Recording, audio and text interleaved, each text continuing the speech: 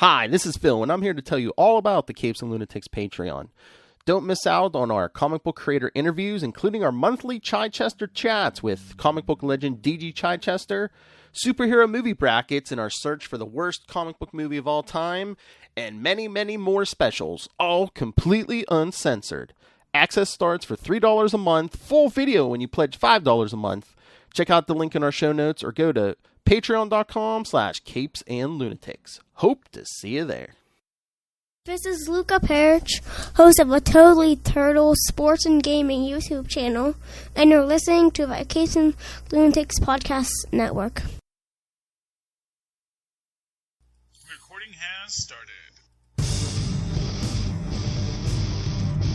In a world of Capes and Lunatics, gods and monsters, there will rise threats too great for any one hero to face alone.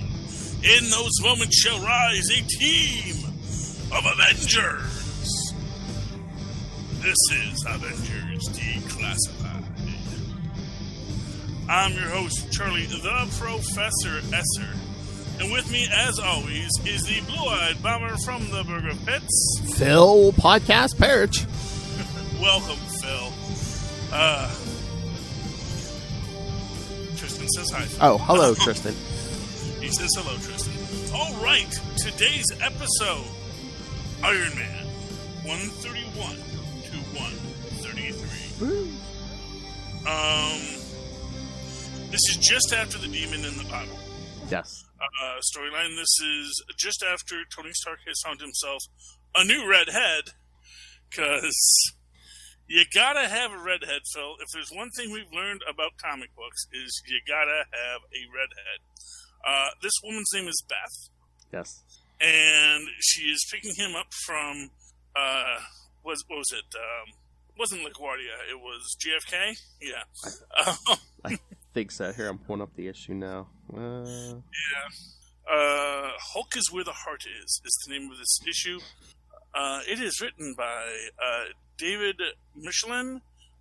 Jerry Bingham is doing the pencil art. Bob Layton is the finished art and plot. Dana Albers does the letters.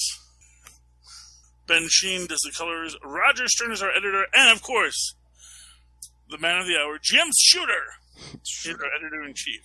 When all Marvel comics were their best, thanks to the one singular vision of Jim Shooter.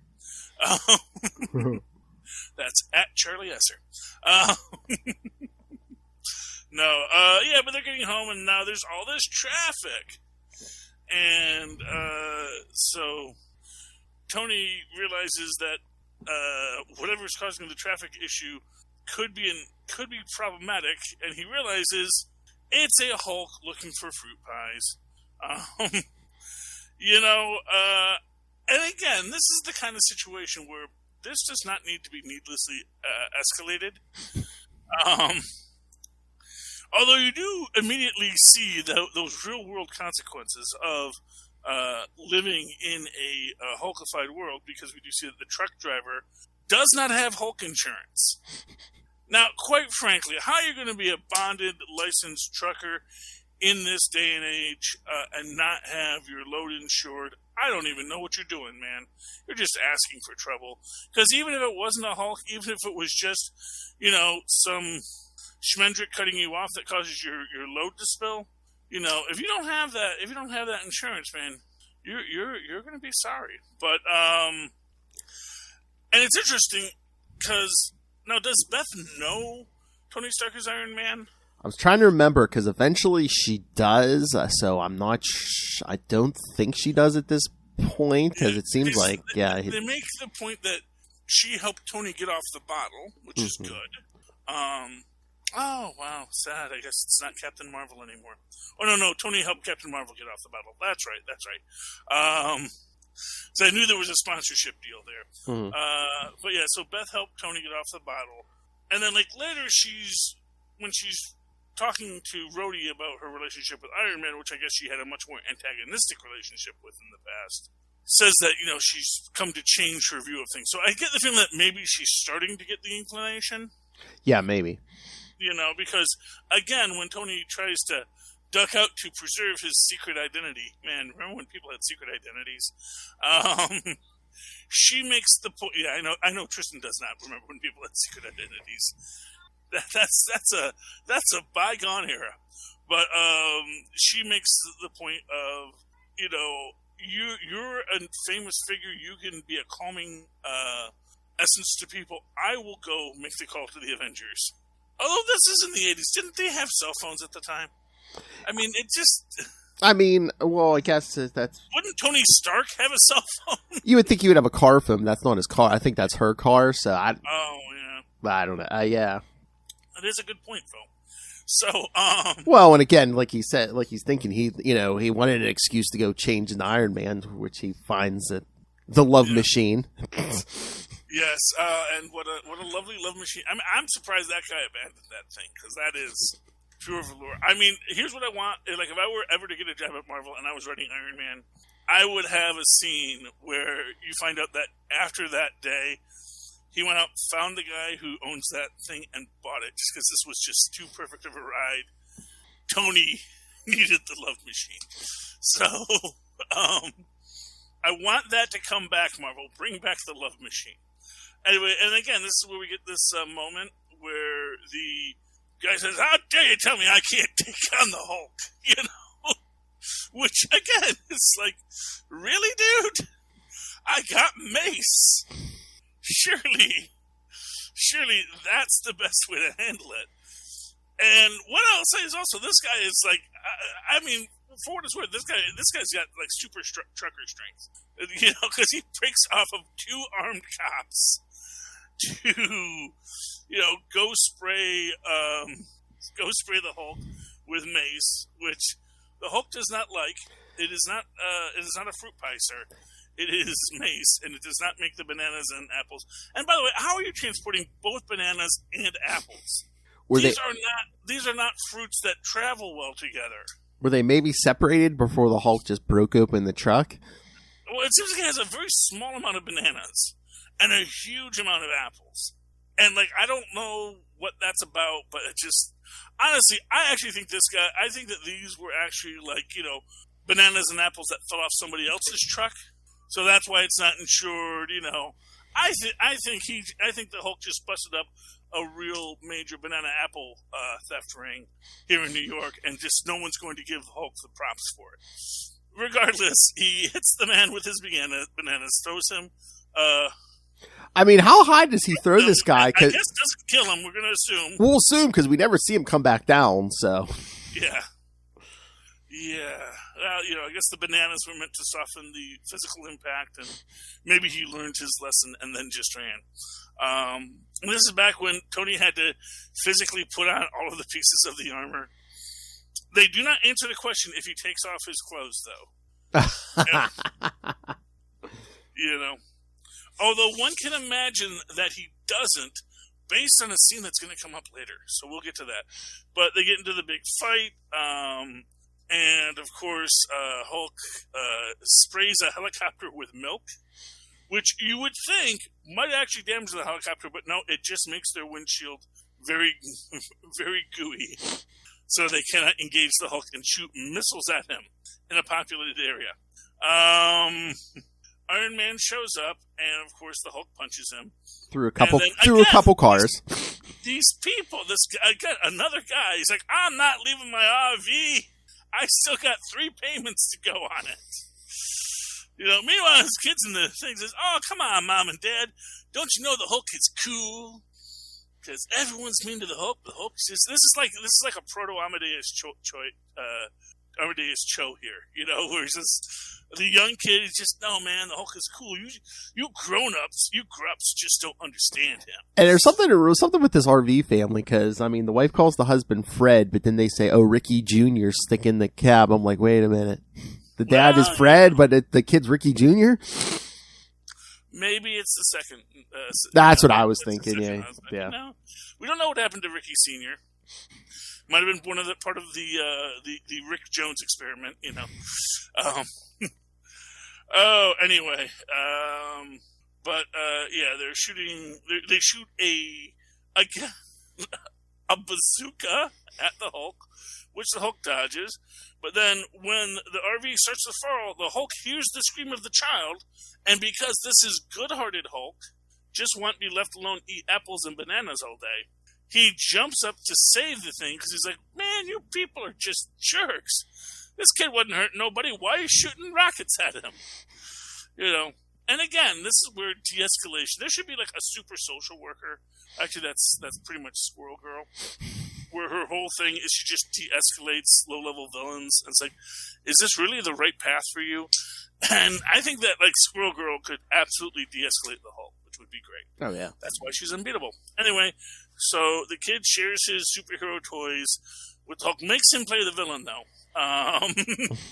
because he's going to be the super. And I love the fact that again, there are fictional superheroes in a world with real superheroes, because kids love superheroes, man.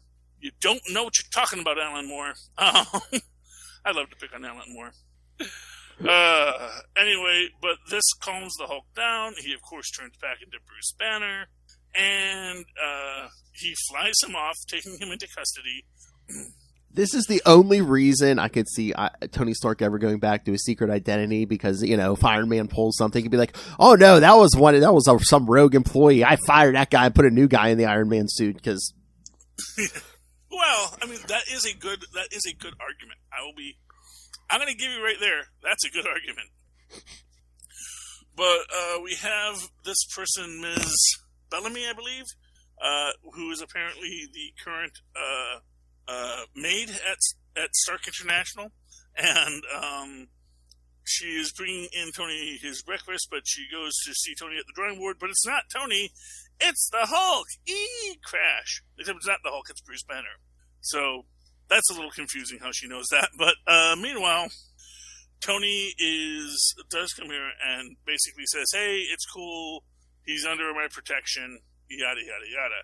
And it seems that Bruce was up all night creating a miniature device to implant within him to keep his heart rate stable.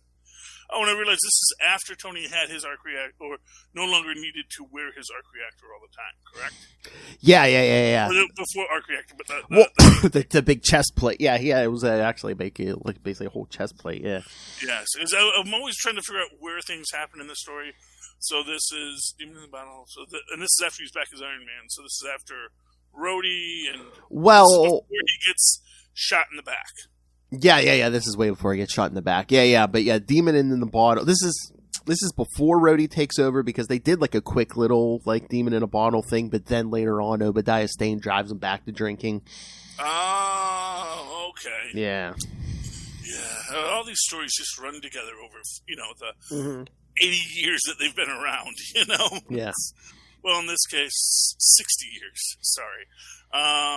But yeah, they're working on the design for this device, and they bring in electronics expert Scott Lang. That's right. Watch out for the little guy. I do love that Scott Lang is growing in importance in the Marvel Cinematic Universe as well. And again, no one but Hank Pym knows he's Ant-Man, which again, is that a necessary part of his... I mean, I guess it helps on some level, and you do have that idea that, hey, what if supervillains track down my secret identity and attack my family, which is a fair cop, but at the same time, is just... I mean, how well could you ever really hide it, Because it's just like, wow, Ant-Man showed up and Scott Lang's not here. I think people are going to notice. People notice that Tony Stark always disappears when Iron Man is there. Or the only time you see Tony Stark and Iron Man together is when there's a video of Tony Stark. Well, I mean, the Iron Man thing had always had to build an excuse, because Iron Man was supposedly his bodyguard. So, anytime Iron Man shows up, it's like, oh, I rushed Mr. Stark to safety, or, Yes. Yeah, it's interesting, but we get Dr. Is it Sondheim? Yeah. Sondheim, Dr. Sondheim, who owes Ant-Man a favor, a big one, and pays it by agreeing to perform the rather unorthodox operation. That makes me wonder what favor she owes Ant-Man.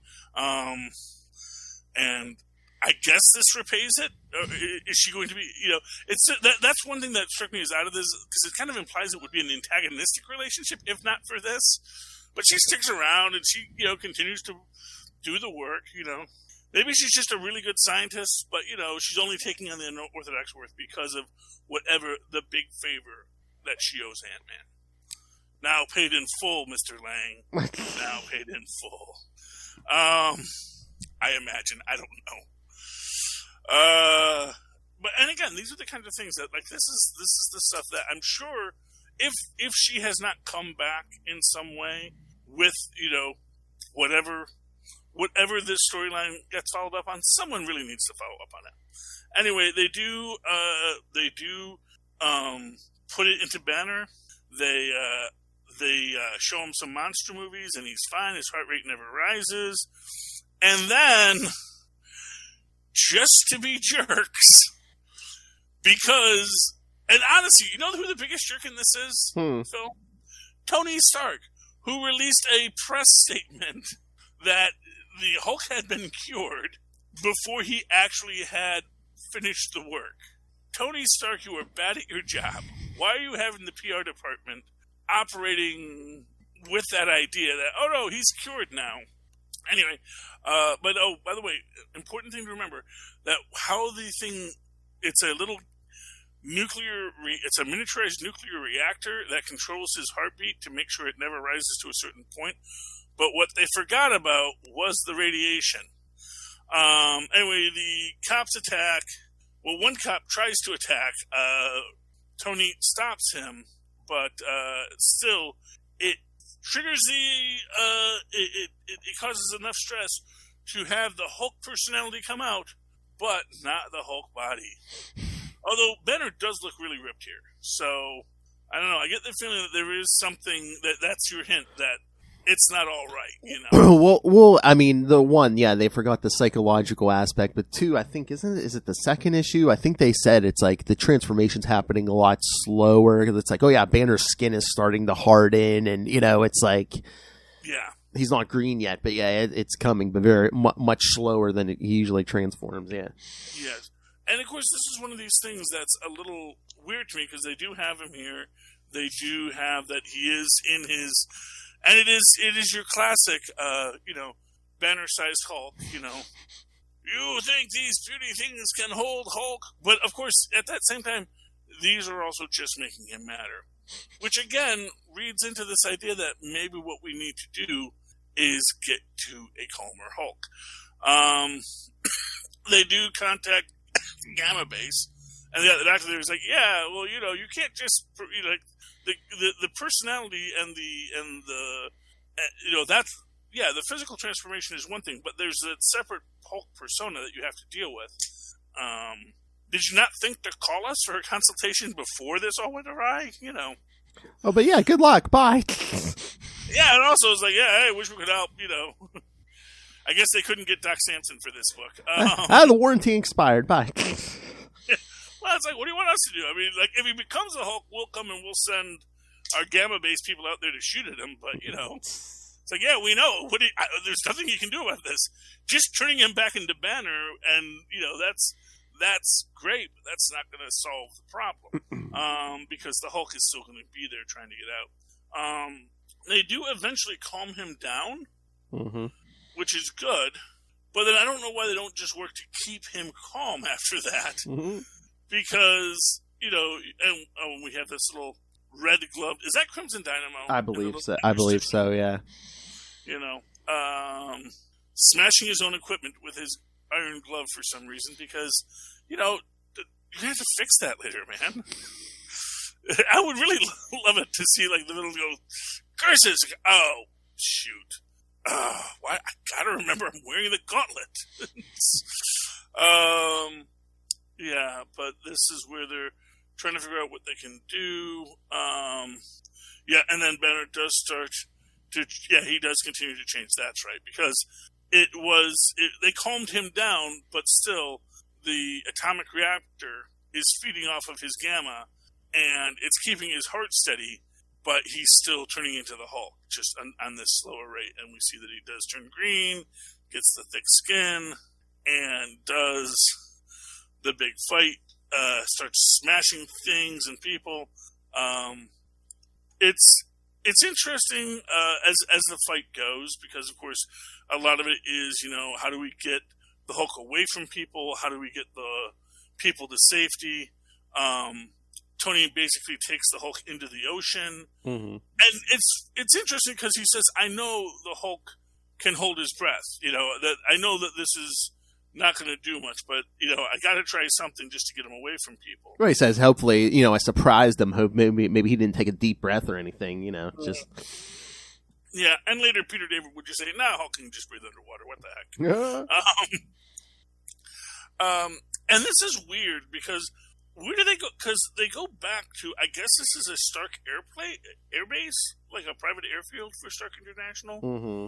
Because the big arch confused me. Because wait, is that supposed to be St. Louis? No, yeah, I know. That's so weird. I believe the Stark, whatever it was at that time, did have like a arch for some reason. I don't know why. It was a design. It was a design choice. So there they go. They got the arc, and he's just tearing pieces off of it. Again, I guess maybe Tony Stark has that insured. And you really want to hurt a rich guy? What do? You hit him with his own private plane. Oh yeah, well that certainly does do it. But it gets everyone out of the way. Allows them to do that, and then we get. I've never tried this before, but maybe just one shot, and he focuses all of the energy of the armor. Basically, just dump all my power into my fist. One fist punch, boom, and hey, for what it's worth, he one punches the Hulk. Between so that, good. Yeah, Hulk was still kind of woozy from that exploding plane. He's like, okay, this is my shot. While he's still out of it. Yeah, so he does one shot the Hulk after that, but then he also winds up one shotting himself.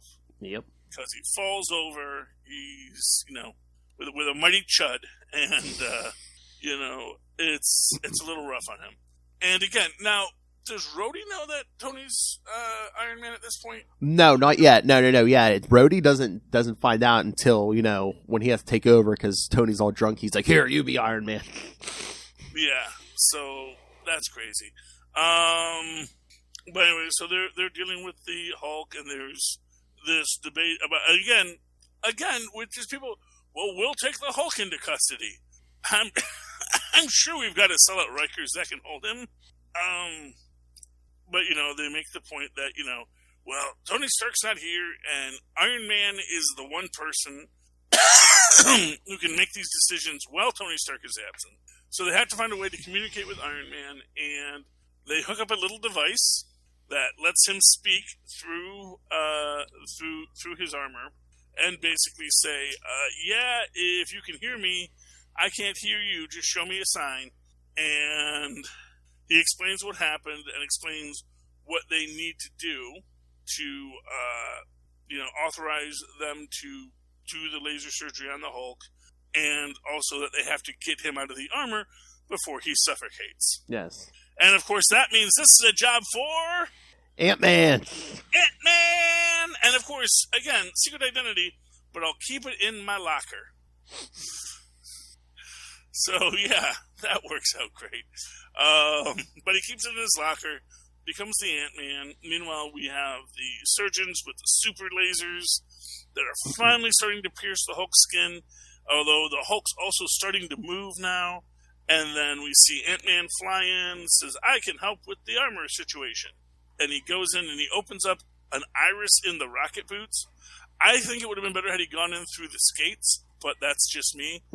As I was thinking that would have been safer. I don't know what you're going into when you go into the rocket boots, because those are rockets. But he goes in and he starts doing the impossible journey through Iron Man. And of course gets caught with various defenses like the fire suppression system in his armor. Gets to the molten slag, but realizes he can use the Freon cable to cool it. The Hulk starts to stir.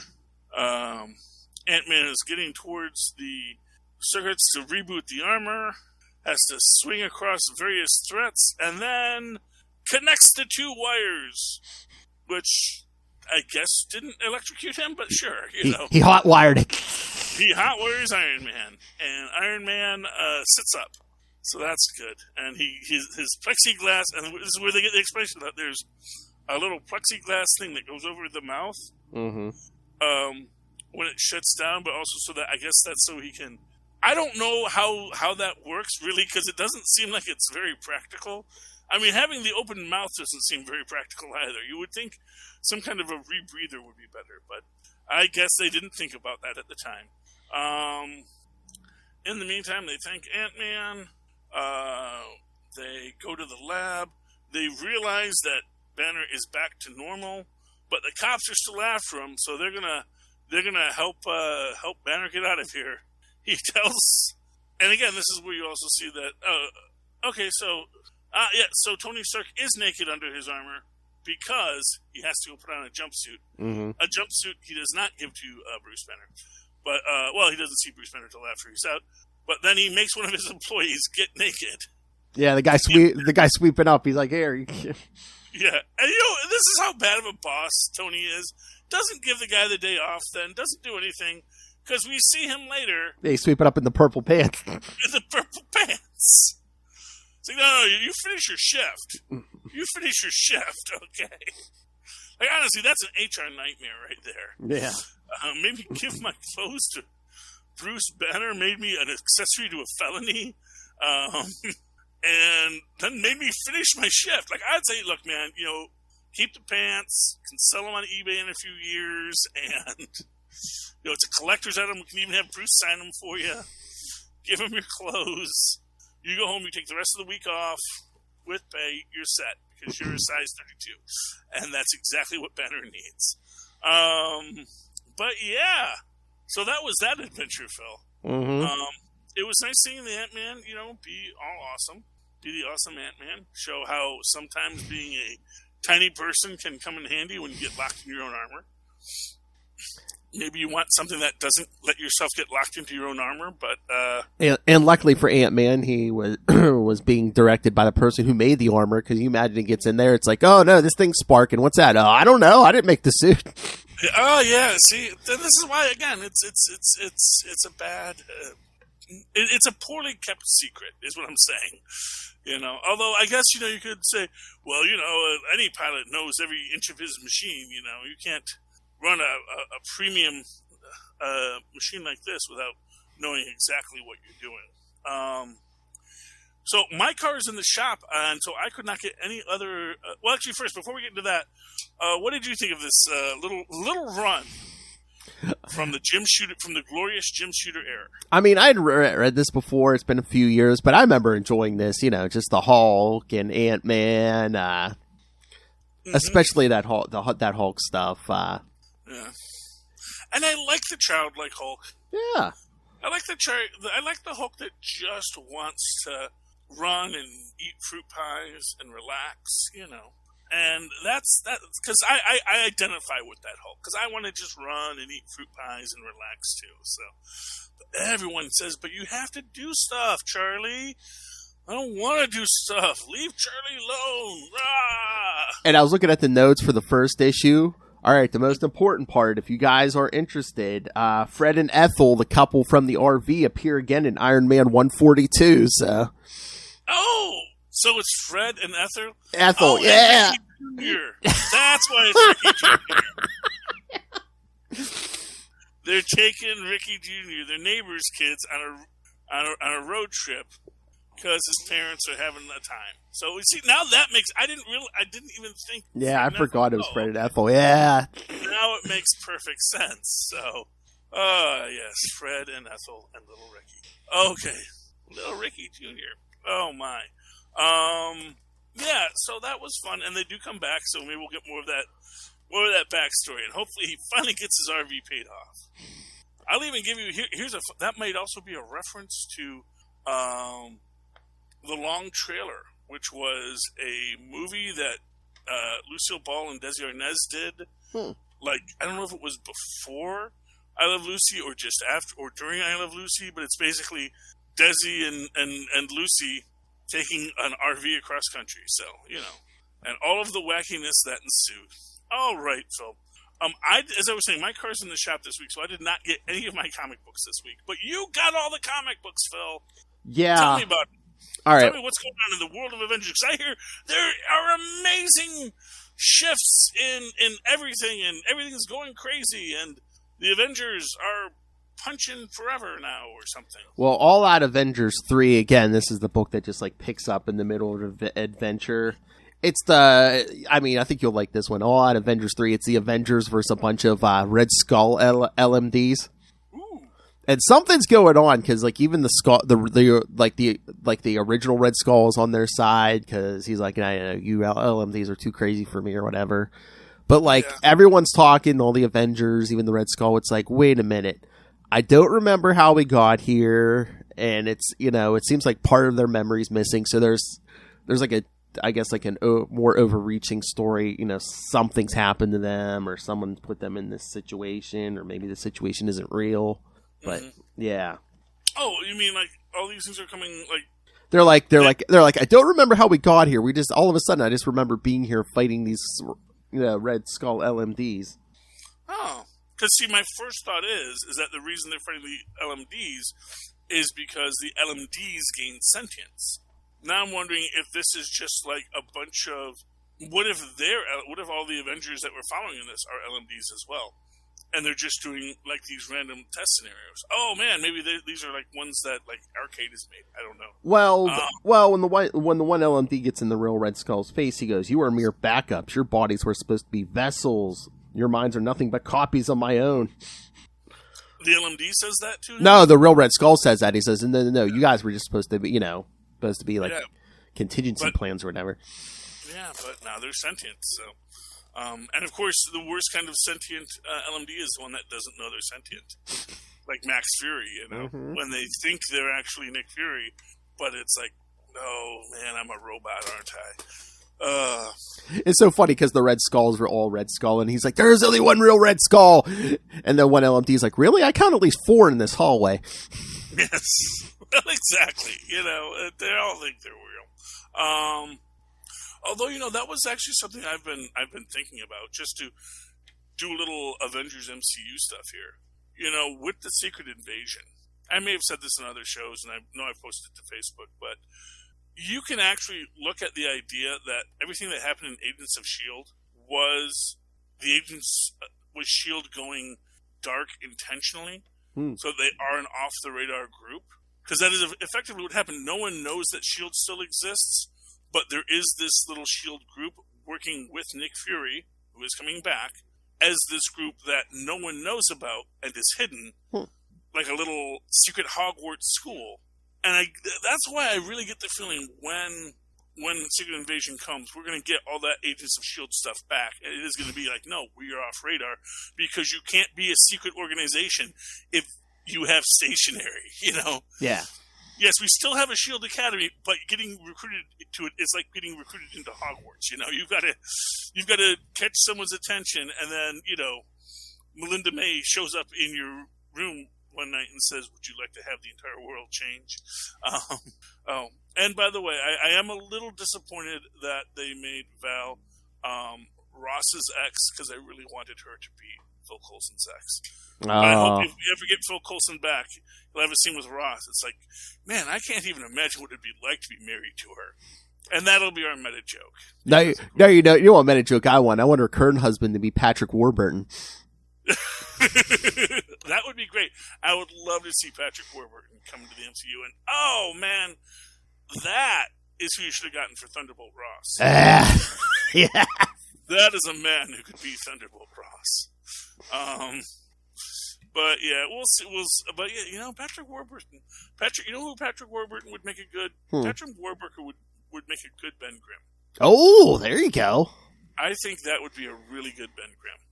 I could hear him saying it's collaborating time. Yeah. I know a lot of people want what's his name to do it, and I want him to do it too. In fact, I would love to have it just an entire team of just Ben Grimm variants with just all my favorite Ben Grimms. It's who's the guy from Brooklyn Nine-Nine? Terry Crews. Oh, yeah. So you get a Terry Crews Ben Grimm, you get a Patrick Warburton Ben Grimm, you get a the guy who was the commish Ben Grimm. Yeah, but it's like Ben Grimm is like a little too smart. Like Patrick Warburton excels so well playing big dumb guys. I know. Well, but the thing is that but that's the thing. I think he plays big dumb guys, but he's also the smartest dumb guy. Yeah. And that's the thing. It's like, it's not that he is a big dumb guy. It's that he's big, and he doesn't want people to overestimate his intelligence. You know, because that's what Ben Grimm does. You know, he lets you think he's a dumb kid from the Lower East Side, but you know what? He's flying through the multiverse without a problem. You know, so. You gotta respect that. And as I've said, the whole thing with the latest MCU phase has just been, there has been so much that's been happening off screen that people don't even know about, because until Winter Soldier, Hydra had been keeping a lid on all this stuff, and then once Hydra was divested from S.H.I.E.L.D. and S.H.I.E.L.D. could go dark, suddenly all these little threats started coming out of the woodwork, and that's how our modern world is born. Any other books you want to throw out there? Yeah, just real quick. Avengers Forever number 11. Robbie Reyes, Tony Stark, Ant-Man, and Deathlock go after those Masters of Evil. And their Doctor Doom almost kills Robbie Reyes, but Deathlock gets Tony Stark gets him out of there. Deathlock pretty much sacrifices himself so they can get Robbie Reyes out. But they do manage to shrink that Doom down to miniature size. Even after the battle, we got Tiny Doom. Tiny Doom will destroy you!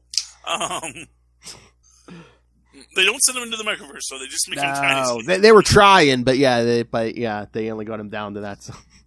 They couldn't get him into the microverse? No, they were trying, but Evil Doom's like, we need to regroup, and like their goblins like, and hopefully regrow too. So the heroes don't have Doom as a prisoner. They're he's just Tiny Doom. Like I said, Tony Stark had to get Robbie Reyes out of there, but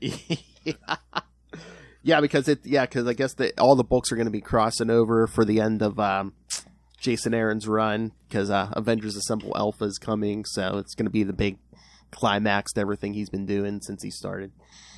Well, awesome. I look forward to it. Yeah. All right, then. Phil, that is the show for tonight. I'd like to thank you for joining me. Thank you. I'd like to Philip, why don't you tell people how they can contact us if they want to find out about our shows, give us their opinions on our shows, or buy our amazing merchandise?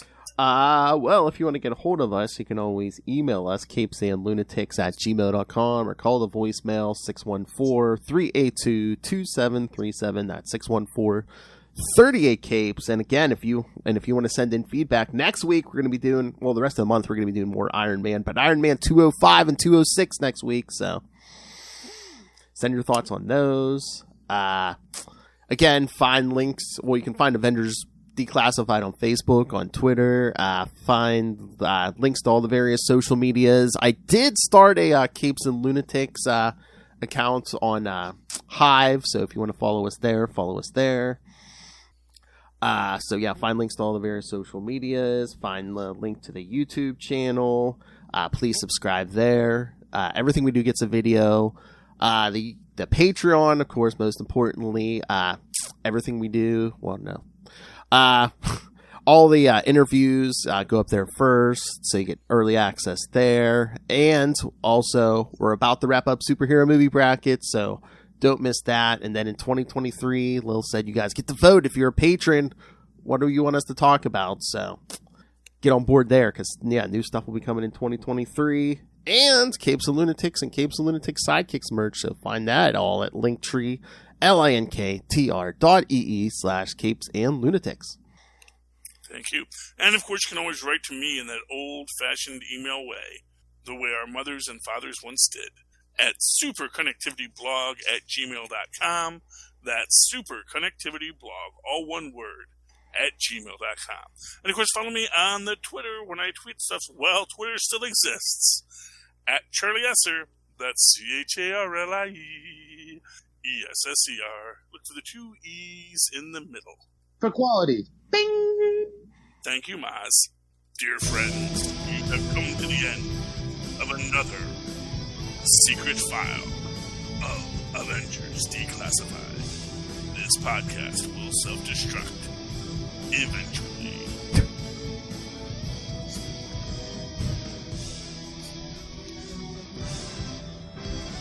This foul smashed. It's funny right now because... Oh, no, I'm synced up again. There was a delay between my video and my audio for a second there. But I could see it, and I could see that you were reacting to the audio in time to my video. But as I was watching it, I was saying my words, and then my video was coming later. So I don't think it was noticeable. Temporal anomaly.